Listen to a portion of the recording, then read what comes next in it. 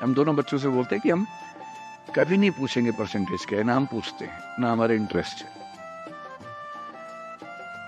हमारा इंटरेस्ट केवल इस बात में है कि वो बेहतर ह्यूमन बींग्स बन जाए, क्योंकि मैंने जिंदगी को बहुत अच्छे से देखा है और मैं एक बहुत ही खराब स्टूडेंट रहा हूँ स्कूल में, बहुत बदमाश, शरारती, कम पढ़ने वाला, पर दिमाग इतना था कि 10 दिन 20 दिन पढ़ के अच्छे नंबर आ ही जाते थे। तो मेरा दिमाग कहता था कि जो काम 10 दिन का उसके लिए साल क्यों खराब करूं। जब 10 दिन में हो ही जाता है तो 10 दिन खराब करेंगे उसको। और दूसरी बात, ओवर द इयर्स मैंने ये सीखी है कि जो मैंने स्कूल में पढ़ा था उसमें से बहुत कम जिंदगी में काम आता है। मैंने ट्रिगोनोमेट्री पढ़ी, मेरी जिंदगी में कभी काम नहीं आई। मैं कभी थीटा बीटा लगा ही नहीं पाता कहीं पर भी, आज तक यूज नहीं किया मैंने थीटा, कहां थी यूज करूं, काम ही नहीं आया। मैंने दुनिया भर के नक्शे रटे थे स्कूल में, कहीं काम नहीं आए।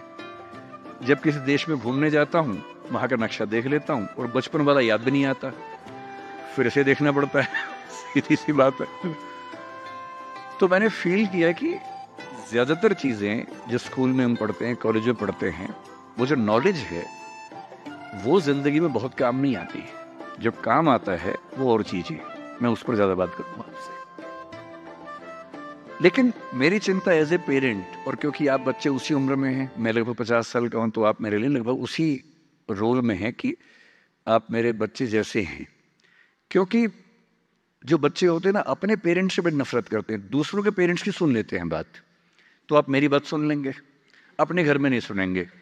जैसे मेरा बेटा मेरी बात नहीं सुनता है, वो शायद यहाँ सीएम साहब की बात सुन लेगा। तो दूसरों की बात सुनना आसान होता है, अपने पेरेंट्स की बात सुनना मुश्किल होता है। तो आप सुन रहे हैं इसलिए मैं सुना रहा हूँ आपको। तो जो कहानी मैं आपको सुनाना चाह रहा हूँ एक रियल कहानी है, और मेरी सबसे बड़ी चिंता अपने बच्चों को लेकर, आपको लेकर वही रहती है। मैं जब भी कोई कहानी सुनाता हूँ, नाम, जगह, वो सब बदल देता हूँ ताकि किसी की प्राइवेसी पर हमला ना हो। सबकी राइट टू प्राइवेसी है ना। एक बच्चा था जिसको मैं जानता हूँ, बचपन से जानता हूँ, बहुत ही जबरदस्त आर्टिस्टिक बच्चा, म्यूजिक का उस्ताद। उसके घर में लगभग सब लोग म्यूजिक के उस्ताद थे, इंस्ट्रूमेंटल म्यूजिक, वोकल म्यूजिक, हर चीज में अच्छा, पढ़ने में भी ठीक, बढ़िया। और जब हम स्कूल में थे, वो मेरी क्लास में तो नहीं था, थोड़ा सा अलग क्लास में था, पर स्कूल में बहुत पॉपुलर था, being into music. I was in debating, he was into music. और बाद में उसने हमारा स्कूल छोड़ भी दिया कुछ समय के बाद, फिर वो कहीं और चला गया, फिर हमारा मिलना नहीं हुआ। उस समय ना तो व्हाट्सएप था ना यूट्यूब था, तो बाद में मिलने का स्कोप भी नहीं रहता था। जो एक बार चला गया वो चला ही जाता था उस समय। अब तो बच्चे जिंदगी भर दोस्त रहते हैं। फिर जब मैं दिल्ली यूनिवर्सिटी में आ गया, ग्रेजुएशन कर चुका था, उसके बाद अचानक मुझे एक बचपन का दोस्त मिला जिसने मुझे एक इंटरेस्टिंग क्या, डेवास्टेटिंग बात बताई।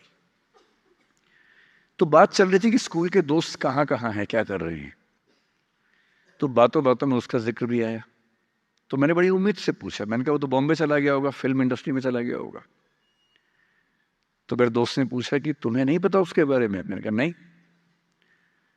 उसने कहा यार वो जेल में है,